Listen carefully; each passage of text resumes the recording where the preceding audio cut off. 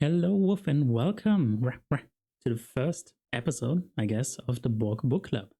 My name is Viri. I go by ViriTuber on most social media, mainly Twitch, Twitter, and Bluesky. I'm a fairly new streamer. I stream mostly gaming content, but I've recently decided that I want to spend some of my streaming time reading books that I just really like. I've also decided that besides streaming how I read those books to people, I will cut down the actual, how I've been calling it, hobbyist audiobook to upload it to YouTube. The first episode, which you're listening to right now, is the first part of Guards by Terry Pratchett. Those are streamed live on my channel, twitch.tv/ViriTuber. And I do hope you have a lot of fun. The reception for this has been really nice. A lot of people said they've quite enjoyed this so far. And I do hope that you do too. Guards by Terry Pratchett starts with a little foreword saying, "They may be called palace guards, the city guard, or the patrol. Whatever the name, their purpose in any work of heroic fantasy is identical. It is, round about chapter 3, or 10 minutes into the film, to rush into the room, attack the hero one at a time, and be slaughtered. No one ever asked them if they wanted to. This book is dedicated to those fine men, and also Mike Harrison, Mary Gentle, Neil Gaiman, and all the others who assisted with and laughed at the idea of L-Space. Too bad we never used Schrödinger's paperback. This is where the dragons went. They lie, not dead, not asleep, not waiting, because waiting implies expectation. Possibly, the word we're looking for here is dormant. And although the space they occupy isn't like normal space, nevertheless they are packed in tightly.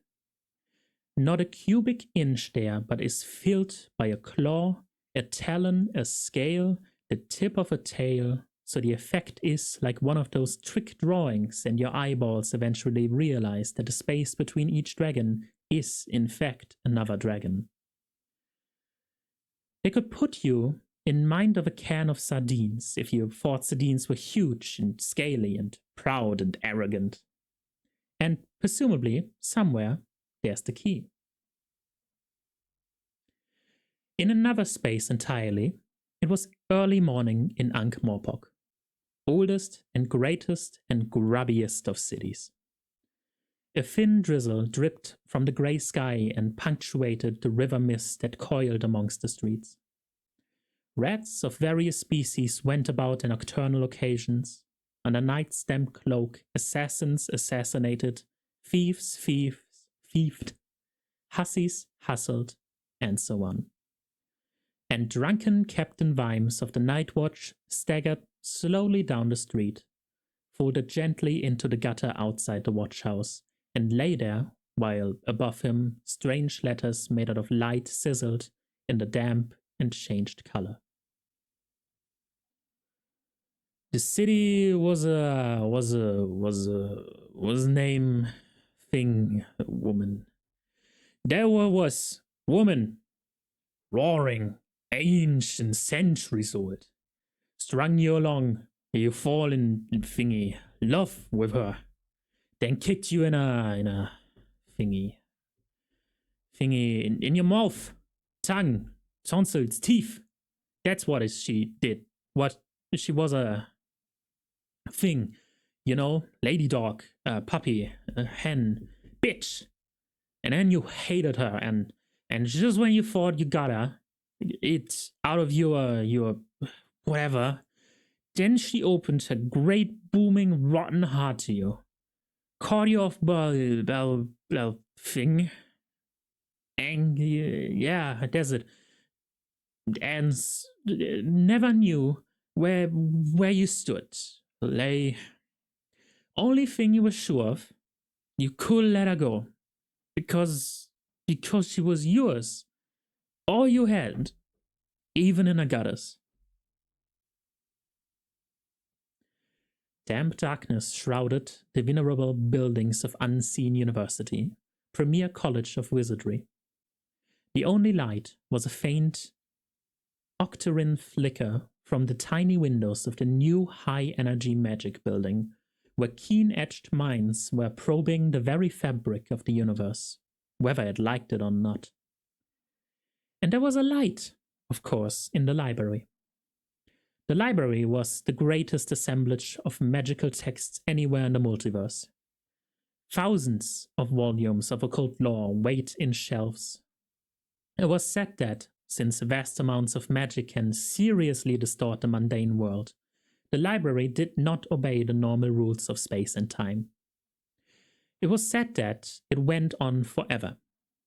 It was said that you could wander for days among the distant shelves, that there were lost tribes of research students somewhere in there, that strange things lurked in forgotten alcoves and were preyed on by other things that were even stranger.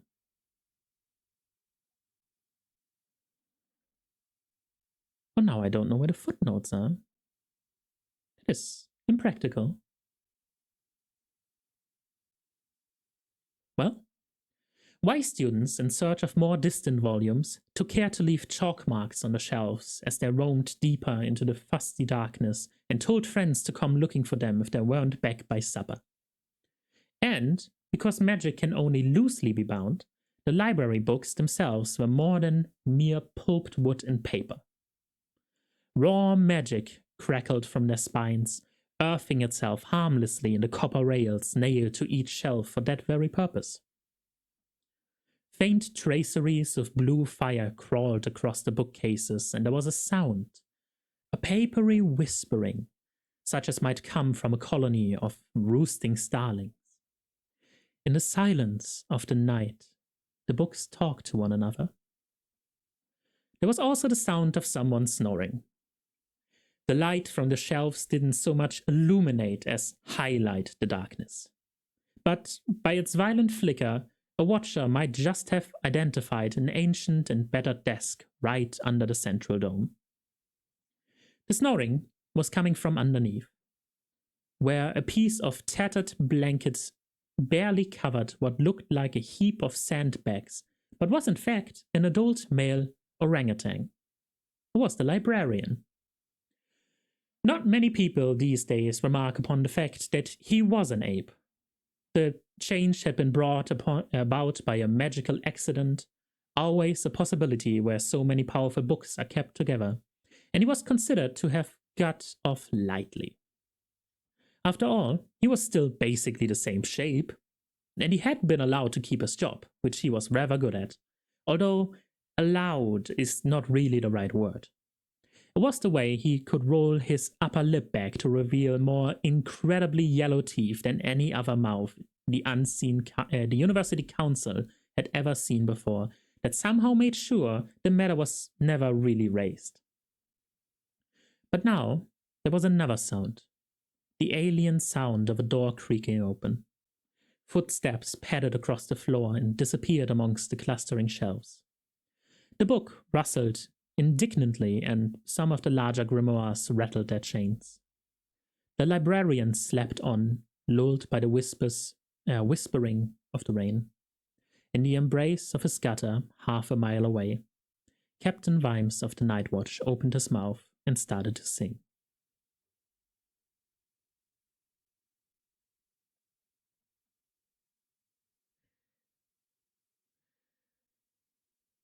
Now, that was a bad start to that. I hope everyone is doing fine. Are we good? Everything sound nice? Sleepy time is nice? Perfect, perfect. This will land on YouTube, no worries. Now a black-robed figure scurried through the midnight streets, ducking from doorway to doorway, and reached a grim and foreboding portal. No mere doorway got that grim without effort, one felt. It looked as though the architect had been called in and given specific instructions. We want something eldritch in dark oak, he'd been told.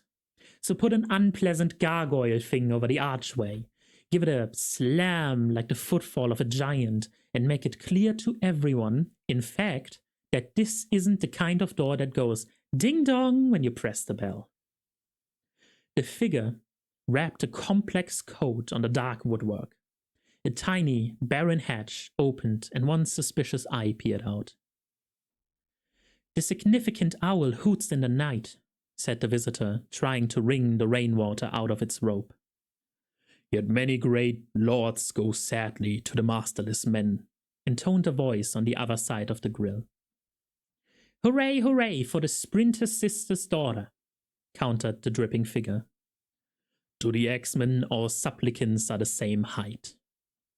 "Yet verily the rose is within the thorn." "The good mother makes bean soup for the errand boy," said the voice behind the door. There was a pause, broken only by the sound of the rain.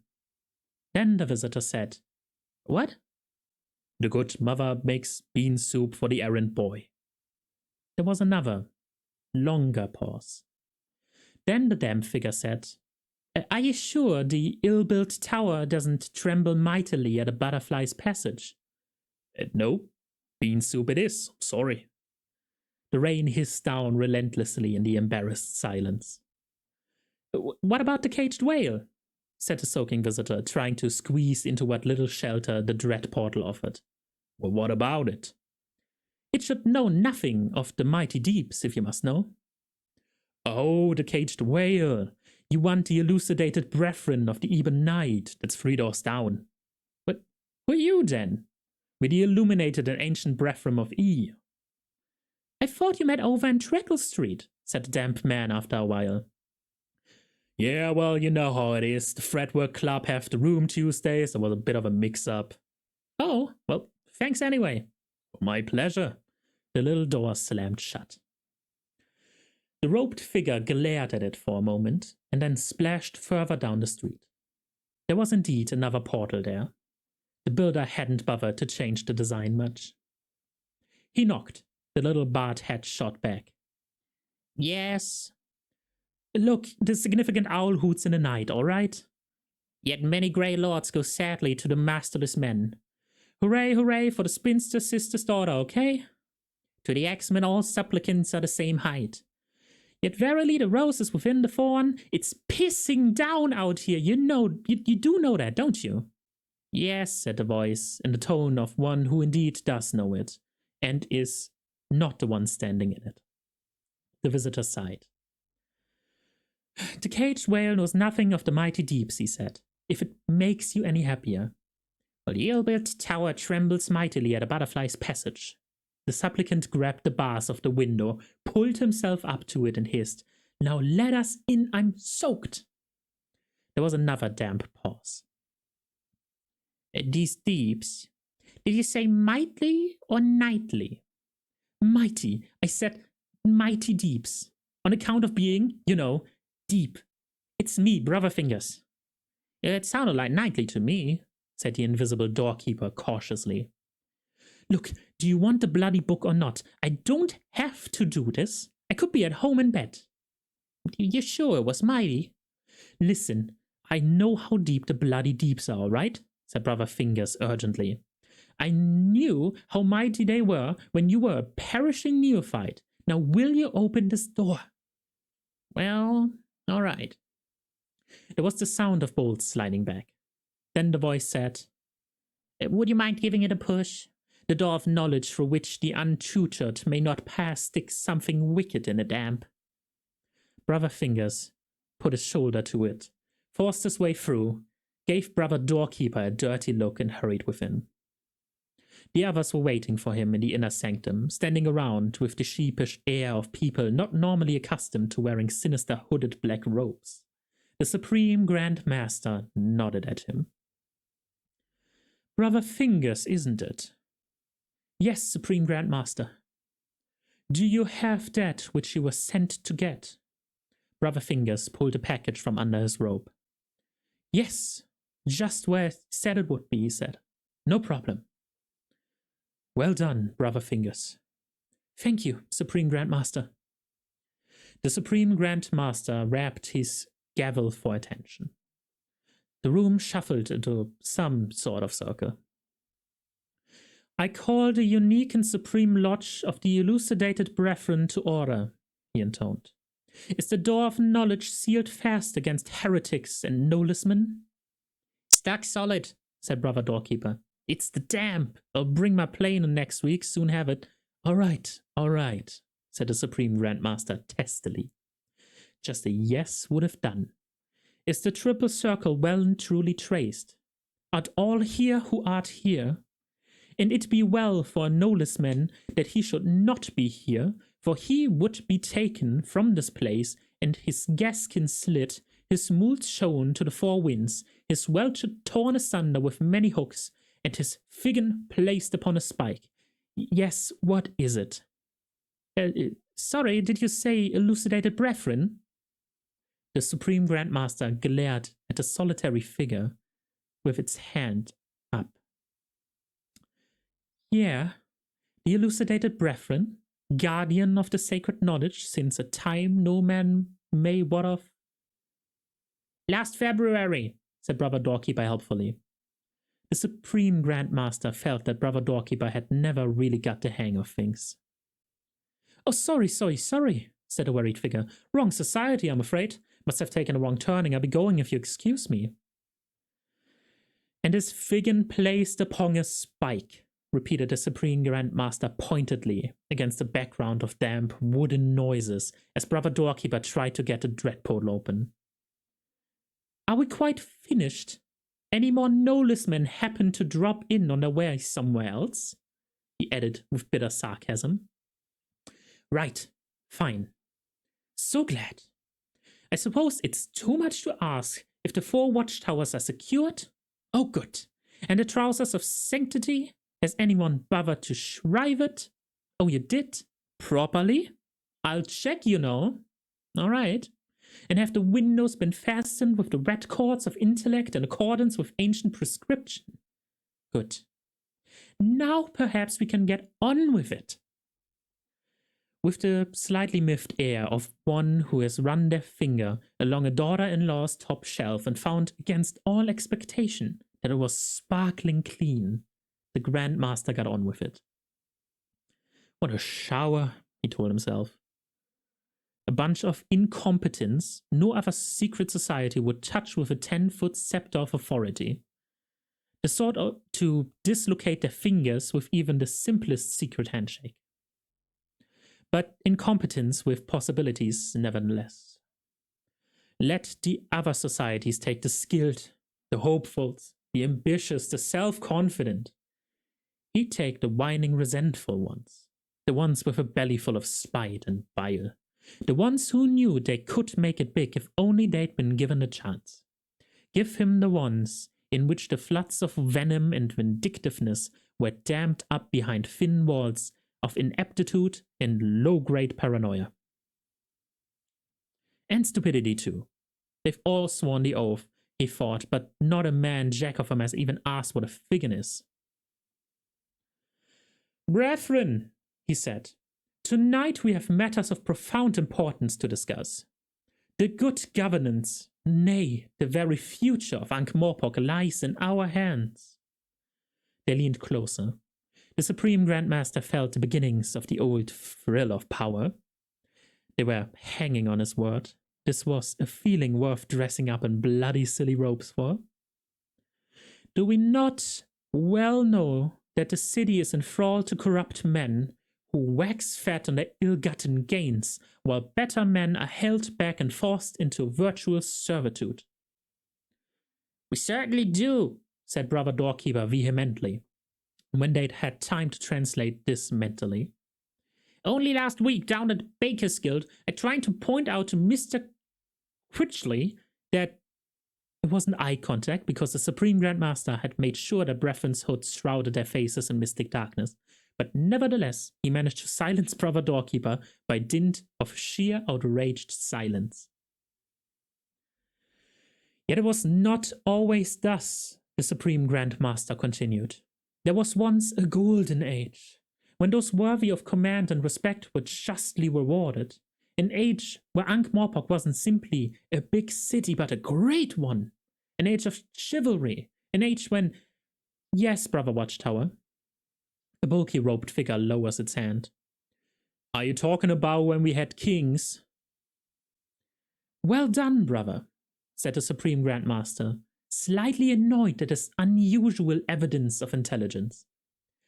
But that was all sorted out hundreds of years ago, said Brother Watchtower. Wasn't that his great battle or something? And since then we've just had the ruling lords like the patrician.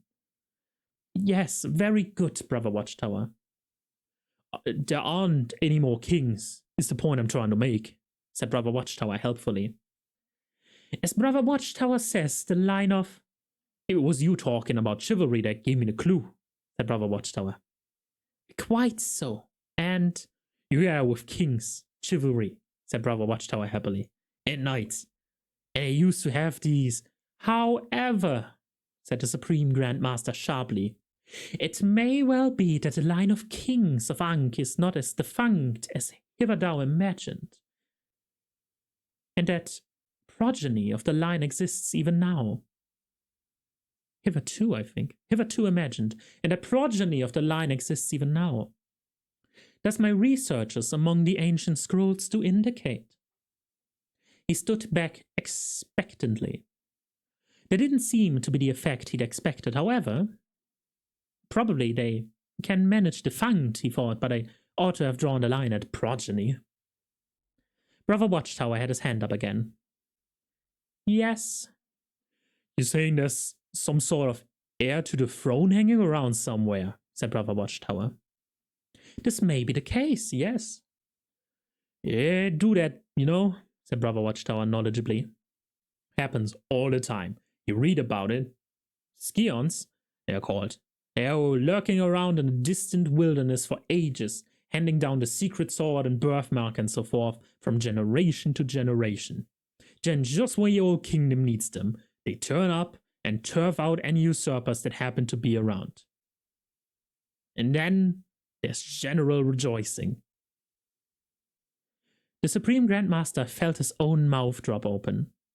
He hadn't expected it to be as easy as this. Yes, all right, said the figure. Oh. It's the wrong one. I thought the Supreme Grandmaster said that. Yes, all right, said the figure the Supreme Grandmaster knew to be Brother Plaster. But so what? Let's say a scion turns up, walks up to the patrician, says, "What ho! I'm king, here's my birthmark as per spec, now bugger off." What's he got then? Life expectancy of maybe 2 minutes, that's what. Well, you don't listen, said Brother Watchtower. The thing is, the scion has to arrive when the kingdom is threatened, doesn't he? Then everyone can see, right? Then he gets carried off to the palace, cures a few people, announces a half holiday, hands round a bit of treasure, and bobs your uncle. He has to marry a princess too, said Brother Doorkeeper, on account of him being a swineherd. They looked at him. Who said anything about him being a swineherd? Said Brother Watchtower. I never said he was a swineherd. What's this about swineherds? Well, he's got a point, though, said Brother Plasterer. He's generally a swineherd or forester or similar. A basic scion. It's to do with being in, what's name? Cognito. They've got to appear to be of, humble origins. Well, there's nothing special about humble origins, said a very small brother who seemed to consist entirely of a little ambulatory black robe with halitosis. I've got lots of humble origins. In my family, we thought swineherding was a posh job. Well, but your family doesn't have the blood of kings, Brother Dunnikin, said Brother Plasterer. We might have, said Brother Dunnikin sulkily. Right then, said Brother Watchtower grudgingly. Fair enough. But at the essential moment, see, your genuine king throws back their cloak and says, "Lo!" and their essential kingness shines through. Well, how exactly? Said Brother Doorkeeper. Might have got the blood of kings, murmured Brother Dunnikin. Got no right saying I might not have the blood of... Look, it just does, okay? You just know it when you see it. But before that, they've got to save the kingdom, said Brother Plasterer. Oh, yes, said Brother Watchtower heavily. That's the main thing, is that. Well, what from then? We got as much right as anyone to might have the blood of kings. The patrician? Said Brother Doorkeeper. Brother Watchtower, as the sudden authority of the ways of royalty, shook his head. I don't know that the patrician is a threat exactly, he said. He's not your actual tyrant as such, not as bad as some we've had. I mean, he doesn't actually oppress. I get oppressed all the time, said Brother Doorkeeper. Master Critchley, while I work, he oppresses me morning, noon, and night, shouting at me and everything. And a woman in a vegetable shop, she oppresses me all the time. That's right, said Brother Plasterer. My landlord oppresses me, something wicked, banging on the door and going on about all the rent I allegedly owe, which is a total lie. And the people next door oppress me all night long. I tell them I work all day, a man's got to have some time to learn to play the tuba. That's oppression, that is. If I'm not under the heel of the oppressor, I don't know who is. Put like that, said Brother Watchtower slowly. I reckon my brother-in-law is oppressing me all the time with having his new horse and buggy's been and bought. I haven't got one. I mean, where's the justice in that? I bet a king wouldn't let that sort of repression go on. People's wives oppressing him with why haven't they got a new coach like Rodney and that. The Supreme Grandmaster listened to this with a slight light-headed feeling. It was as if he'd known that there were such things as avalanches, but had never dreamed, when he dropped the little snowball on top of the mountain, that it could lead to such astonishing results. He was hardly having to act them on at all. I bet a king would have something to say about landlords, said Brother Plasterer. And he'd outlaw people with showy coaches, said Brother Watchtower. Probably bought with stolen money too, I reckon. I think, said the Supreme Grand Master, tweaking things a little, that a wise king would only, as it were, outlaw showy coaches for the undeserving. There was a thoughtful pause in the conversation as the assembled brethren mentally divided the universe into the deserving and the undeserving, and put themselves on the appropriate side. It'd be only fair, said Brother Watchtower slowly. But Brother Plasterer was right, really.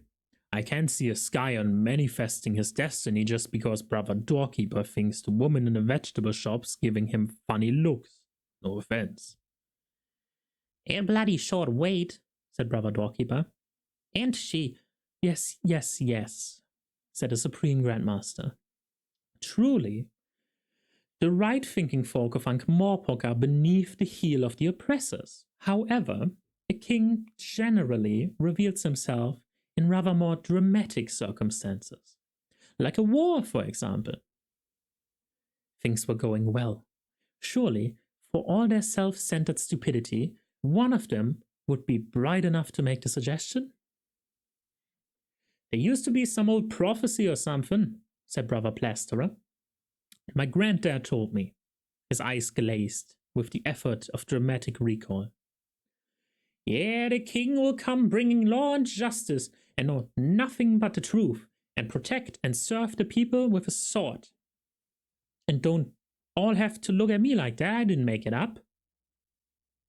Oh, we all know that one, and a fat lot of good that'd be, said Brother Watchtower. I mean, what does he do? Ride in with law and truth and so on? Like the 4 horsemen of the apocalypse?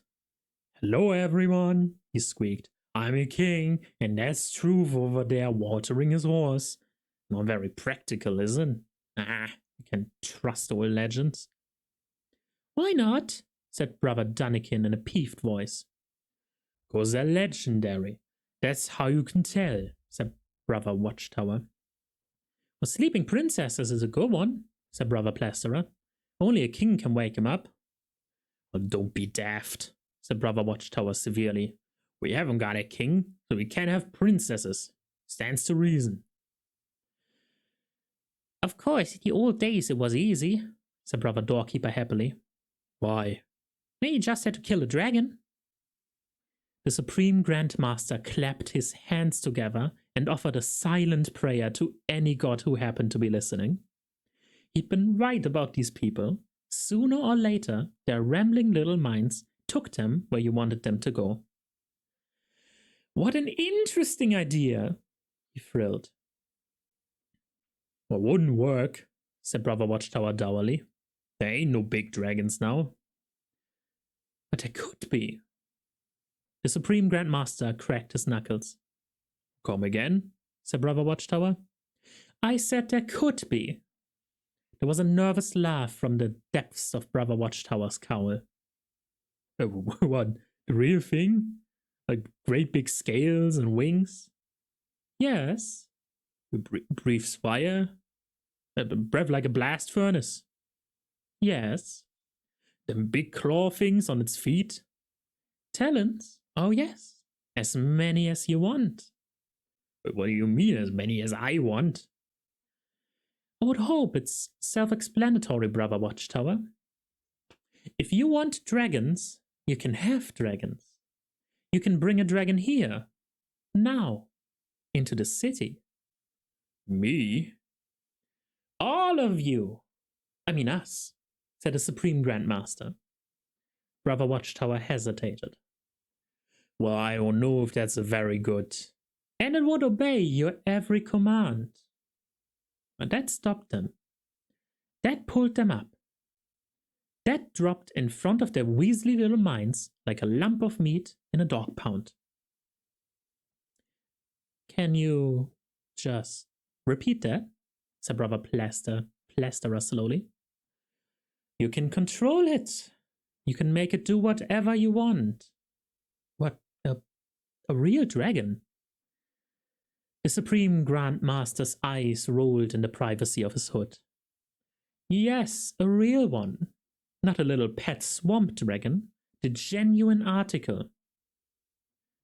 But I thought they were, myths. The Supreme Grandmaster leaned forward. They were myths. And they were real, he said loudly. Both. A wave and a particle. Oh, you lost me there, said Brother Plasterer. I will demonstrate then. The book, please, Brother Fingers. Thank you. Brethren, I must tell you that when I was undergoing my tuition by the secret masters... The what, Supreme Grandmaster?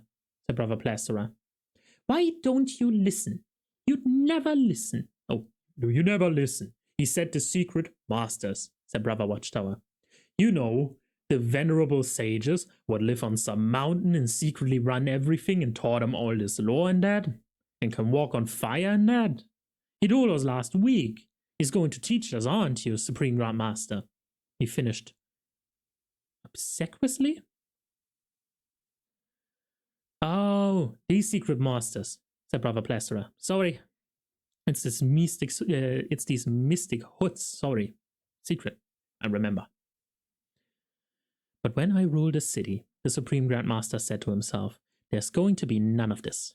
I shall form a new secret society of keen-minded and intelligent men, although not too intelligent, of course, not too intelligent, and we will overthrow the cold tyrant, and we will usher in a new age of enlightenment, and fraternity, and humanism, and Ankh-Morpork will become a utopia, and people like Brother Plasterer will be roasted over slow fires, if I have any say in the matter, which I will.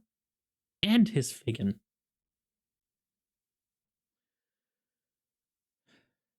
When I was, as I said, undergoing my tuition by the secret masters, he continued. That was where they told you had to walk on rice paper, wasn't it? Said Brother Watchtower conversationally. I always thought it was a good bit. I've been saving it off the bottom of my macaroons ever since. Amazing, really. I can walk on it no trouble. Shows what being in a proper secret society does for you, does that? When he is on the griddle, the Supreme Grandmaster thought, Brother Plasterer will not be lonely. Your footfalls on the road of enlightenment are an example to us all, Brother Watchtower, he said. If I may continue, however, among the many secrets from the heart of being, said Brother Watchtower approvingly. From the heart, as Brother Watchtower says, of being was the current location of the noble dragons. The belief that they died out is quite wrong. They simply found a new evolutionary niche, and they can be summoned from it. This book, he flourished it, gives specific instructions. It's just a book, said Brother Plasterer. No ordinary book. This is the only copy. It has taken me years to track down, said the Supreme Grandmaster. It is the handwriting of Tubal the Malachite, a great student of dragon lore. His actual handwriting. He summoned dragons of all sizes, and so can you. There was another long, awkward silence. Said Brother Doorkeeper. Sounds a bit like, magic to me, said Brother Watchtower in the nervous tone of a man who has spotted which cup the pea is hidden under, but doesn't like to say. I mean, not wishing to question your supreme wisdomship and that, but, well, magic. His voice trailed off. Yeah, said Brother Plasterer uncomfortably. It's, the wizards, see? Said Brother Fingers. You probably didn't notice when you was banged up with them venerable herberts. I'm sorry. You probably didn't notice when you was banging up with them venerable herberts on the mountain, but the wizards round here come down on you like a ton of bricks if they catches you doing anything like that. Democration, they call it, said Brother Plasterer. Like, I don't go around fiddling with the mystic interleaved was-names of causality, and they don't do any plastering. Well, I fail to see the problem, said the Supreme Grandmaster. In fact, he saw it all too clearly. This was the last hurdle. Held their tiny little minds over this, and he held the world in the palm of his hand. Their stupefyingly unintelligent self-interest hadn't let him down so far. Surely it couldn't fail him now. The brethren shuffled uneasily. Then Brother Dunnikin spoke. Wizards! What do they know about a day's work? The Supreme Grandmaster breathed deeply. The air of mean-minded resentfulness thickened noticeably. Nothing, and that's a fact, said Brother Fingers. Going around with their noses in the air too good for the likes of us. I used to see 'em when I worked at the university. Backside a mile wide, I'm telling you. Catch 'em doing a job of honest toil.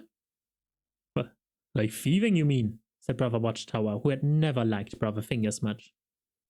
Of course they tell you, Brother Fingers went on, pointedly ignoring the comment, that you shouldn't go around doing magic on account of only them knowing about not disturbing the universal harmony and whatnot. Load of rubbish, in my opinion. Well, said Brother Plasterer, I don't know, really.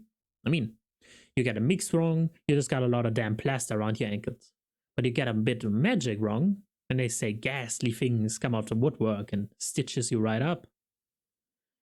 Yeah, but it's the wizards that say that, said Brother Watchtower thoughtfully. Never could stand them myself, to tell you the truth. Could be they're on to a good thing and don't want the rest of us finding out. It's only waving your arms and chanting when it's all said and done. The brethren considered this. It sounded plausible. If they were on to a good thing, they certainly wouldn't want anyone else muscling in. The Supreme Grandmaster decided that the time was ripe. Then we are agreed, brethren. You are prepared to practice magic?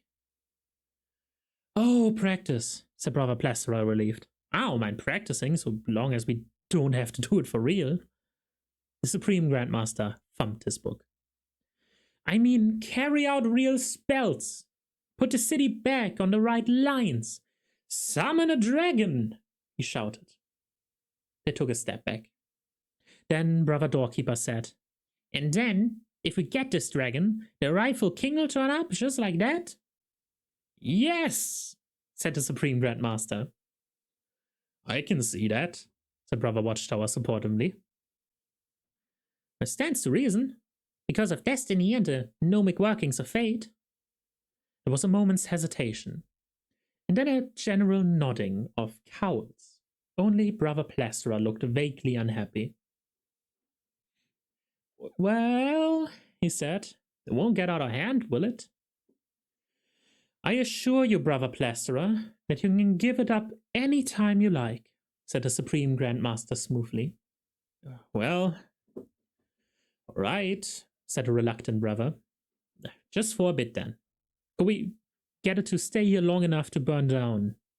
For example, any oppressive vegetable shops? Ah, he'd won. There'd be dragons again, and a king again. Not like the old kings. A king who would do what he was told. That, said the Supreme Grandmaster, depends on how much help you can be. We shall need, initially, any items of magic you can bring. It might not be a good idea to let him see that the last half of the Malachite's book was a charred lump. The man was clearly not up to it. He could do a lot better, and absolutely no one would be able to stop him. Thunder rolled. It is said that the gods play games with the lives of men. But what games and why, and the identities of the actual pawns, and what the game is, and what the rules are, who knows? Best not to speculate. Thunder rolled. It rolled a 6.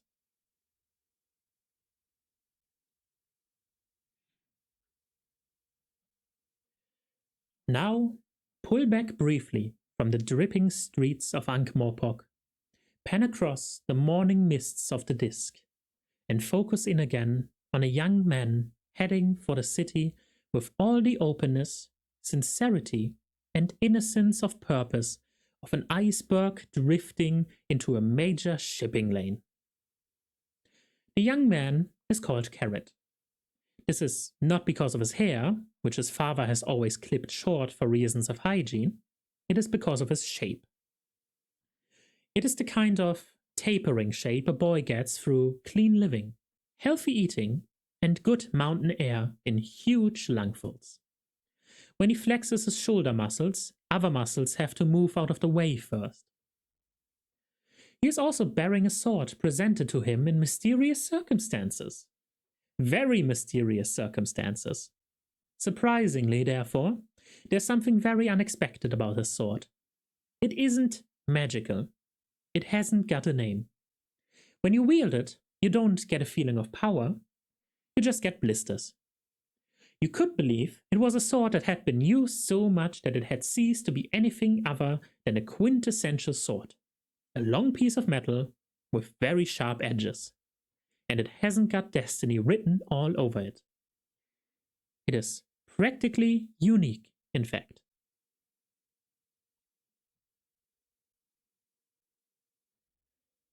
Thunder rolled. The gutters of the city gurgled softly as the detritus of the night was carried along, in some cases, protesting feebly. When it came to the recumbent figure of Captain Vimes, the water diverted and flowed around him in 2 streams. Vimes opened his eyes.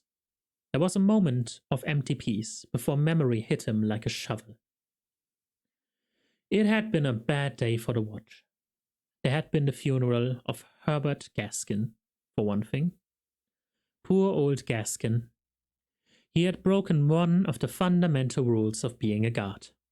It wasn't the sort of rule that someone like Gaskin could break twice, and so he'd been lowered into the sodden ground with the rain drumming on his coffin, and no one present to mourn him but the 3 surviving members of the Night Watch, the most despised group of men in the entire city.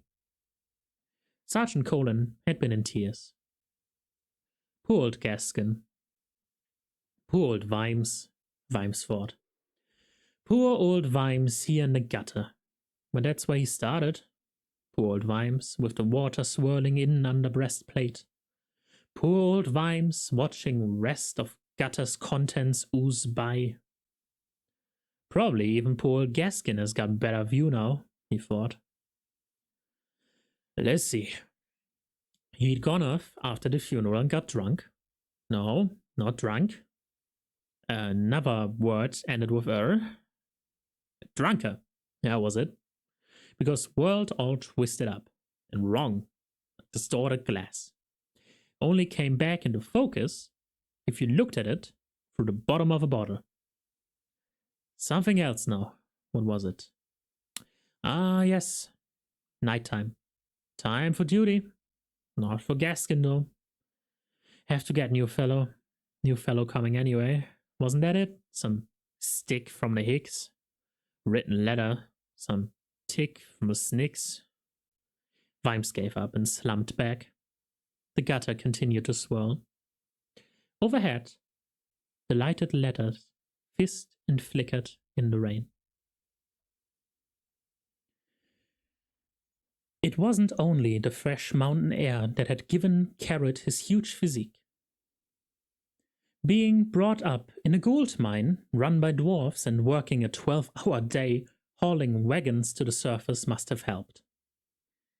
He walked with a stoop. What will do that is being brought up in a gold mine run by dwarfs who thought that 5 feet was a good height for a ceiling. He'd always known he was different, more bruised for one thing, and then one day his father had come up to him, or rather come up to his waist and told him that he was not in fact, as he had always believed, a dwarf. It is a terrible thing to be nearly 16 and the wrong species. We didn't like to say so before, son, said his father. We thought you'd grow out of it, you see. Grow out of what? Said Carrot. Growing. But now your mother thinks, that is, we both think it's time you went out among your own kind. I mean, it's not fair keeping you cooped up here with without the company of your own height. His father twiddled a loose reveille on his helmet, a sure sign that he was worried. He added. But you are my kind, said Carrot desperately. Well, in a manner of speaking, yes, said his father. In another manner of speaking, which is a rather more precise and accurate manner of speaking, no. It's all this genetics business, you see. So it might be a very good idea if you were to go out and see something of the world. What? For good? Oh, no, of course not. Come back and visit whenever you like. But, well, a lad your age, stuck down here, it's not right. You know what I mean. Not a child anymore, having to shovel around on your knees most of the time and everything. Is not right. Well, what is my own kind then? Said Carrot, bewildered. The old dwarf took a deep breath. You're human, he said. What? Like Mr. Vaneshi? Mr. Vaneshi drove an ox cart up to the mountain trails once a week to trade things for gold. One of the big people.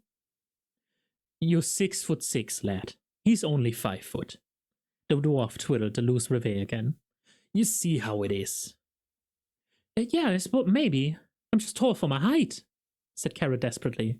After all, if you can have short humans, can you have tall dwarfs? His father patted him companionably on the back of the knees. You've got to face facts, boy. You'll be much more at home on the surface.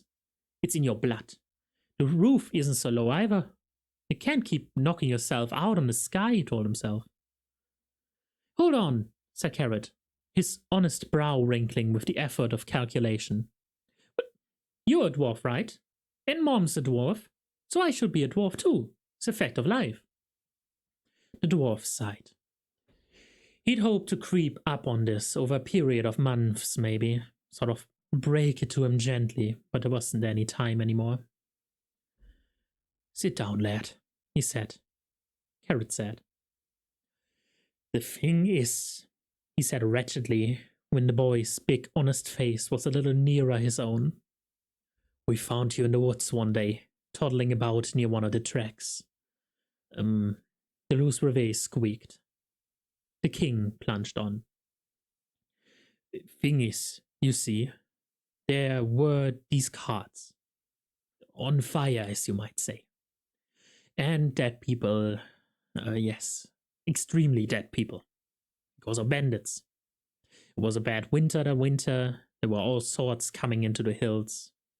So we took you in, of course, and then, well, it was a long winter, like I said, and your mom got used to you, and, well, we never got around to asking Vaneshi to make inquiries.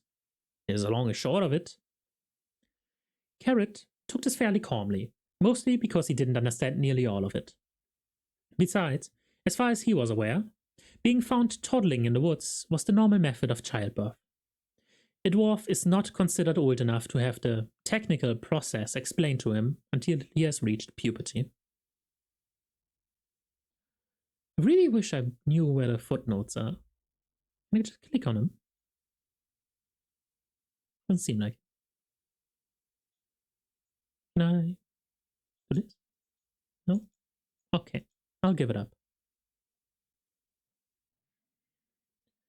All right, Dad, he said, and leaned down so as to be level with the dwarf's ear. Well, me and Minty Rocksmacker, she's really beautiful, Dad. Got a beard as soft as a very soft thing. We've got an understanding and... Yes, said the dwarf coldly. I know. Her father's had a word with me. So did her mother, with your mother, he added silently, and then she had a word with me. Lots of words. It's not that they don't like you. You're a steady lad and a fine worker. You make a good son-in-law. 4 good sons-in-law. That's the trouble. And she's only 60 anyway. It's not proper. It's not right. He'd heard about children being reared by wolves. He wondered whether the leader of the pack ever had to sort out something tricky like this. Perhaps he'd have to take him to a quiet clearing somewhere and say, Look, son, you might have wondered why you're not as hairy as everyone else. He'd discussed it with Vaneshi. A good, solid man, Vaneshi. Of course he'd known the man's father, and his grandfather now, he came to think about it. Humans didn't seem to last long. It was probably all the effort of pumping blood up that high. Got a problem there, King. Right enough, the old man had said, as they shared a nip of spirits on a bench outside shaft number 2. He's a good lad, mind you, said the king. Sound character. Honest. Not exactly brilliant, but you tell him to do something, he don't rest until he's done it. He's obedient. Well, you could chop his legs off, said Vaneshi. It's not the legs are going to be the problem, said the king darkly. Ah, yes. Well, in that case you could... No, agreed Vaneshi thoughtfully. Well, now what you should do is, you should send him away for a bit. Let him mix a bit with humans, he said. What we've got here, King, is a duck, he added in knowledgeable tones. I don't think I should tell him that. He's refusing to believe he's a human as it is. What I mean is a duck brought up among chickens. Well-known farmyard phenomenon. Finds it can't bloody well peck and doesn't know what swimming is. The king listened politely.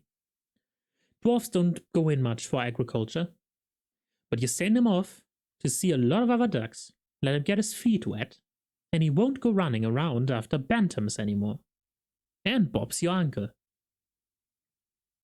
Vaneshi sat back and looked rather pleased with himself. When you spend a large part of your life underground, you develop a very literal mind. Dwarves have no use for metaphor and simile. Rocks are hard, the darkness is dark. Start messing around with descriptions like that and you're in big trouble, is their motto. But after 200 years of talking to humans, the king had, as it were, developed a painstaking mental toolkit which was nearly adequate for the job of understanding them. Surely Bjorn's strong in the arm as my uncle, he pointed out slowly. The same thing. There was a pause, while the king subjected this to careful analysis. You saying, he said, weighing each word, that we should send Carrot away to be a duck amongst humans, because Bjorn Strong in the Arm is my uncle. But he is a fine lad, plenty of openings for a big strong lad like him, said Vaneshi. Well, I've heard of dwarfs go off to work in the big city, said the king uncertainly, and they send back money to their families, which is very commendable and proper. Well, there you are then. Get him a job in Vaneshi sought for inspiration. Or in a watch or something. My great-grandfather was in a watch, you know. Fine job for a big lad, my grandson said. And my granddad said. What is a watch? Said the king. Oh, said Vaneshi with the vagueness of someone whose family for the last 3 generations hadn't traveled more than 20 miles. Well, they goes about making sure people keep the law and do what they're told. Well, that is a very proper concern, said the king, who, since he was usually the one doing the telling, had very solid views about people doing what they were told. Of course, they don't take just anyone, said Vaneshi, dredging the depths of his recollection. Well, I should think not for such an important task. I shall write to their king. I don't think they have a king there, said Vaneshi. Just some man who tells them what to do. The king of dwarfs took this calmly. This seemed to be about 97% of the definition of kingship, as far as he was concerned. Carrot took the news without fuss, just as he took instructions about reopening shaft 4 or cutting timber for shoring props. All dwarfs are by nature dutiful, serious, literate, obedient, and thoughtful people whose only minor failing is a tendency, after one drink, to rush at enemies screaming "Arg!" and axing their legs off at the knee. Carrot saw no reason to be any different. He would go to the city, whatever that was, and have a man made of him. They took only the finest, Vaneshi had said. A watchman had to be a skilled fighter and clean in thought, word and deed. From the depths of his ancestral anecdotage, the old man had dragged tales of moonlight chases across rooftops and tremendous battles with miscreants which, of course, his great-granddad had won despite him being heavily outnumbered. Carrot had to admit, it sounded better than mining. After some thought, the king wrote to the ruler of Ankh-Morpork, respectfully asking if Carrot could be considered for a place amongst the city's finest. Letters rarely got written in that mine. Work stopped and the whole clan had sat around it in respectful silence as his pen skittered across the parchment. His aunt had been set up to Vaneshi to beg his pardon, but could he see his way to clear disbarring a smidgen of wax? His sister had been sent down to the village to ask Mistress Garlic, the witch, how you stopped spelling recommendations. Sorry. It's a good joke. His sister had been sent down to the village to ask Mistress Garlic, the witch, how you stopped spelling recommendation. Months had gone by. And then there'd been the reply. It was fairly grubby, since mail in the ram tops was generally handed to whoever was going in more or less the right direction, and it was also fairly short. It said, boldly, that his application was accepted, and would he present himself for duty immediately. Just like that, he said. I thought I'd be testing things. To see if I was suitable. Well, you're my son, said the king. I told him that, see? Stands to reason you'll be suitable. Probably officer material. He pulled a sack from under his chair, rummaged around in it, and presented Carrot with a length of metal, more sword than a saw, but only just. This might rightly belong to you, he said. When we found the cards, this was the only thing left. The bandits, you see, just between you and me. He beckoned Carrot closer. We had a witch look at it, in case it was magic, but it isn't. Quite the most unmagical sword she'd ever seen, she said. They normally have a bit, see, on account of it. It's like magnetism, I suppose. Quite a nice balance, though. He handed it over. He rummaged around some more. And then there's this. He held up a shirt. It'll protect you. Carrot fingered it carefully. It was made from the wool of ram-top sheep, which had all the warmth and softness of hog bristles. It was one of the legendary woolly dwarf vests, the kind of vest that needs hinges. "Protect me from what?" he said. "Well, colds and so on," said the king. "Your mother says you've got to wear it. And that reminds me. Mr. Vaneshi says he'd like you to drop in on the way down the mountain. He's got something for you." The father and mother had waved him out of sight. Minty didn't. Funny that, she seemed to have been avoiding him lately. He'd taken a sword, slung on his back, sandwiches and clean underwear in his pack, and the world more or less at his feet. In the pocket was the famous letter from the patrician, the man who ruled the great fine city of Ankh-Morpork. At least, that's how his mother had referred to it. It certainly had an important-looking crest at the top, but the signature was something like Lupin Squiggle Seki Peepee. Still, if it wasn't actually signed by the patrician, then it had certainly been written by someone who worked for him, or in the same building. Probably the patrician had at least known about the letter, in general terms. Not this letter, perhaps, but probably he knew about the existence of letters in general. Carrot walked steadfastly down the mountain path, disturbing clouds of bumblebees. After a while, he unsheathed a sword and made experimental stabs at felonious tree stumps and unlawful assemblies of stinging nettles. Vaneshi was sitting outside his hut, threading dried mushrooms on a string. "Hello, Carrot," he said, leading the way inside. "Looking forward to the city." Carrot gave this due consideration. "No," he said. "Having second thoughts, are you?" "No, I was just walking along," said Carrot honestly. "I wasn't thinking about anything much." "Your dad gave you the sword, did he?" said Vaneshi, rummaging on a fetid shelf.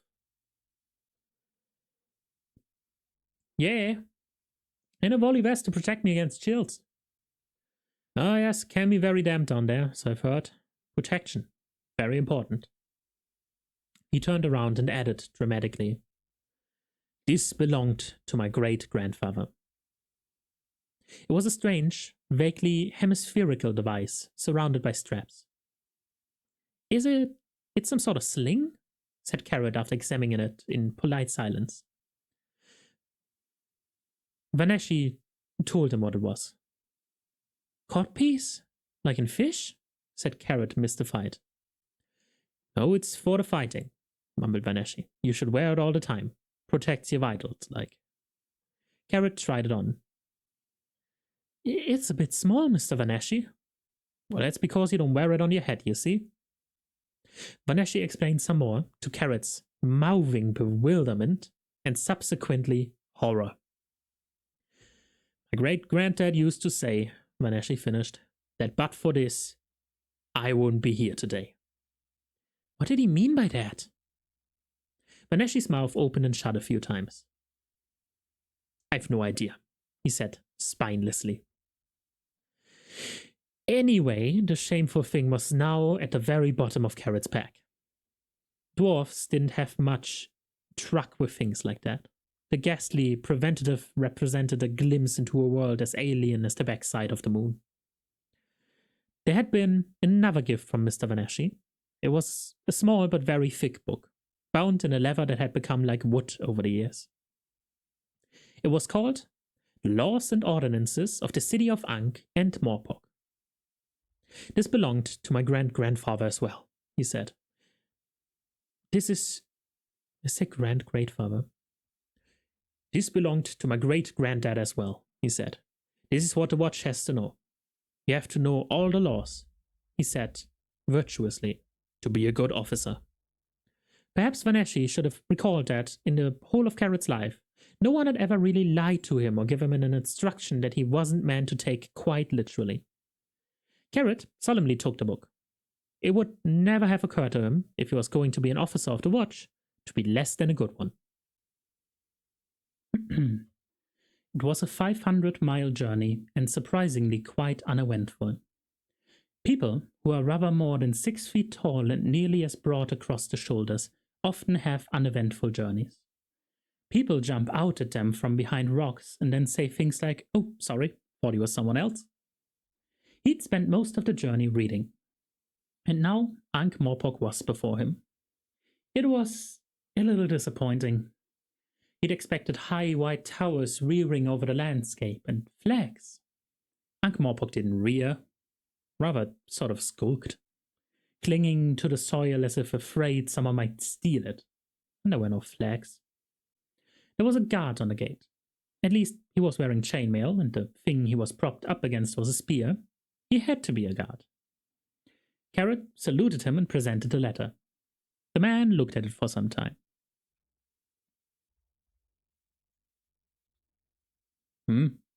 He said, eventually. "I think I've got to see Lupin, Swiggle, Zack, RPP," said Carrot. "What's the PP for?" said the guard suspiciously. "Could it be pretty promptly?" said Carrot, who had wondered about this himself. "Well, I don't know about any Seki," said the guard. "You want Captain Vimes of the Night Watch." "And where's he based?" said Carrot politely. "Well, this time of day, I tried a bunch of grapes in Easy Street," said the guard. He looked Carrot up and down. "Joining the watch, are you?" "I hope to prove worthy, yes," said Carrot. The guard gave him what could loosely be called an old-fashioned look. It was practically Neolithic. "What was it you done?" he said. "I'm sorry," said Carrot. "Well, you must have done something," said the guard. "My father wrote a letter," said Carrot proudly. "I've been volunteered." "Oh, bloody hellfire," said the guard. Now it was night again, and beyond the dread portal. "Are the wheels of torment duly spun?" said the Supreme Grandmaster. The elucidated brethren shuffled around their circle. "Brother Watchtower," said the Supreme Grandmaster. "It's not my job to spin the wheels of torment," muttered Brother Watchtower. "It's Brother Plasterer's job spinning the wheels of torment." "No, it bloody well isn't. It's my job to oil the axles of the Universal Lemon," said Brother Plasterer hotly. "You always say it's my job." The Supreme Grandmaster sighed in the depths of his cowl as yet another row began. From this dross he was going to forge an age of rationality. "Just shut up, will you?" he snapped. "We don't really need the wheels of torment tonight. Stop it, the pair of you." "Now, brethren, you have all brought the items as instructed?" There was a general murmuring. "Place them on the circle of conjuration," said the Supreme Grandmaster. It was a sorry collection. "Bring magical things," he said. Only Brother Fingers had produced anything worthwhile. It looked like some sort of altar ornament, best not to ask from where. The Supreme Grandmaster stepped forward and prodded one of the other things with his toe. "What," he said, "is this?" "It's an amulet," muttered Brother Dunnican. "It's very powerful. Bought it of a man. Guaranteed protects you against crocodile bites." "Are you sure you can spare it?" said the Supreme Grandmaster. There was a dutiful titter from the rest of the brethren. "Less of that, brothers," said the Grandmaster, spinning around. "Bring magical things, I said, not cheap jewelry and rubbish. Good grief, the city is lousy with magic." He reached down. "What are these things, for heaven's sake?" "They're stones," said Brother Plasterer uncertainly. "I can see that. Why are they magical?" Brother Plasterer began to tremble. "They've got holes in them, Supreme Grandmaster. Everyone knows that stones with holes in them are magical." The Supreme Grandmaster walked back to his place on the circle. He threw his arms up. "Right, fine, okay," he said wearily. "If that's how we're going to do it, that's how we're going to do it. If we get a dragon 6 inches long, we'll all know the reason why, won't we, Brother Plasterer?" "Brother Plasterer? Sorry, I didn't hear what you said, Brother Plasterer." "I said yes, Supreme Grandmaster," whispered Brother Plasterer. Very well. So long as that's quite understood. The Supreme Grandmaster turned and picked up the book. And now, he said, if we're all quite ready. Brother Watchtower meekly raised his hand. Ready for what, Supreme Grandmaster? He said. For the summoning, of course. Good grief, I should have thought. Why, you haven't told us what we're supposed to do, Supreme Grandmaster, whined Brother Watchtower. The Grandmaster hesitated. This was quite true. But he wasn't going to admit it. Well, of course, he said. It's obvious. You have to focus your concentration. Think hard about dragons, he translated. All of you. That's all it is, said Brother Doorkeeper. Yes. Don't we have to chant a mystic prune or something? The Supreme Grandmaster stared at him. Brother Doorkeeper managed to look as defiant in the face of oppression as an anonymous shadow in black cowl could look. He hadn't joined a secret society not to chant mystic runes. He'd been looking forward to it. You can if you like, said the Supreme Grandmaster. Now I want you... Yes, what is it, Brother Dunnigan? The little brother lowered his hand. Well, don't know any mystical prunes, Grandmaster. Not to what you might call chant. He opened the book. He'd been rather surprised to find, after pages and pages of pious ramblings, that the actual summoning itself was one short sentence. Not a chant, not a brief piece of poetry, but a mere assemblage of meaningless syllables. The Malachite said they caused interference patterns in the waves of reality, but the daft old fool was probably making it up as he went along. What was the trouble with wizards? They had to make everything look difficult. What he really needed was willpower, and the Brethren had a lot of that. Small-minded and vitriolic willpower, yes, lousy with malignity maybe, but still powerful enough in its way. They try nothing fancy this time round. Somewhere inconspicuous. Around him, the Brethren were chanting what each man considered, according to his lights, to be something mystical. The general effect was actually quite good, if you didn't listen to the words. The words, oh yes. He looked down and spoke them aloud. Nothing happened. He blinked. When he opened his eyes again, he was in a dark alley. His stomach was full of fire, and he was very angry. It was about to be the worst night of his life for Zibo Morty. Thief, third class, and it wouldn't have made him any happier to know that was also going to be the last one. The rain was keeping people indoors, and he was behind on his quota. He was therefore a little less cautious than he might otherwise have been. In the nighttime streets of Ankh-Morpork, caution is an absolute. There's no such thing as moderately cautious. You're either very cautious or you are dead. You might be walking around, breathing, but you're dead just the same. He heard the muffled sounds coming from the nearby alley, slid his leather-bound kosh from his sleeve, waited until the victim was almost turning the corner, sprang out, said, "Oh shit," and died. It was a most unusual death. No one else had died like that for hundreds of years. The stone wall behind him glowed cherry red with heat, which gradually faded into darkness. He was the first to see the Ankh-Morpork dragon. He derived little comfort from knowing this, however, because he was dead.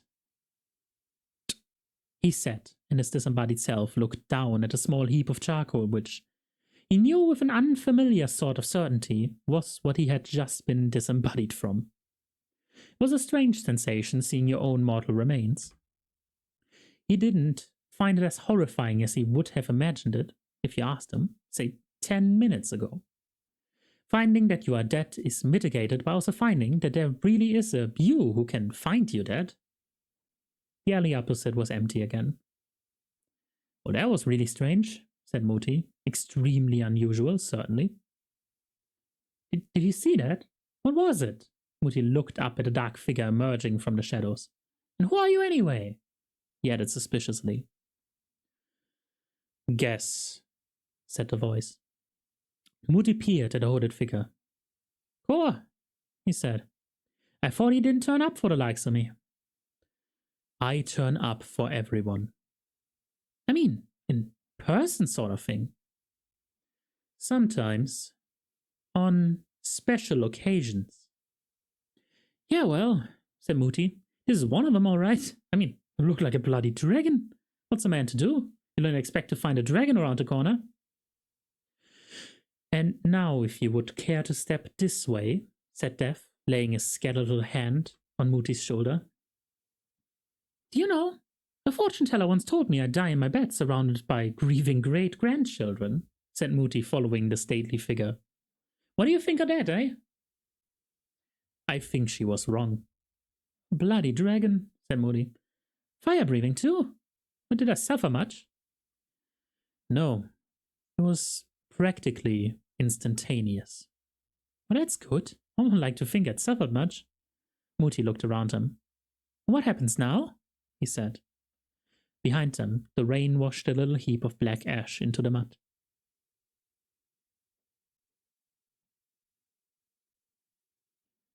The Supreme Grandmaster opened his eyes.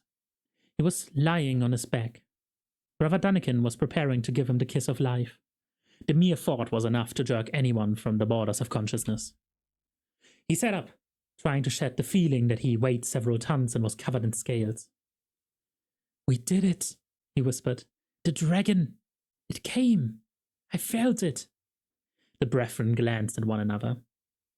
We never saw nothing, said Brother Plasterer. I might have seen something, said Brother Watchtower loyally. No, not here, snapped the Supreme Grandmaster. You hardly wanted to manifest here, do you? It was out there in the city, just for a few seconds. He pointed. Look!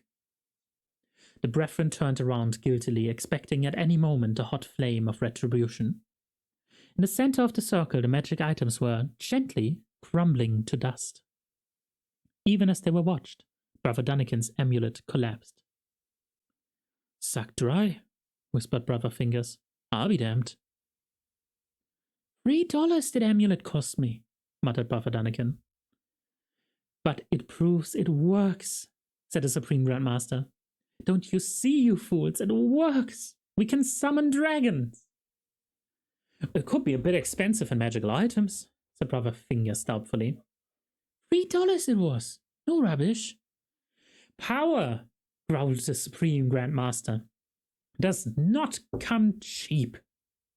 Very true, nodded Brother Watchtower. Not cheap, very true. He looked at a little heap of exhausted magic again. Or, he said, we did it though, didn't we? We only went and bloody well did some magic, right? See, said Brother Fingers. I told you there was nothing to it. You all did exceptionally well, said the Supreme Grandmaster encouragingly. Should have been $6, but he said he'd cut his own throat and sell it to me for $3. Yeah, said Brother Watchtower. We got a hang of it, all right. Didn't hurt a bit. We don't real magic and didn't get it by two fairies from out of a woodwork either. Brother Plasterer couldn't help noticing. The other brethren nodded. Real magic. Nothing to it. Everyone had just better watch out.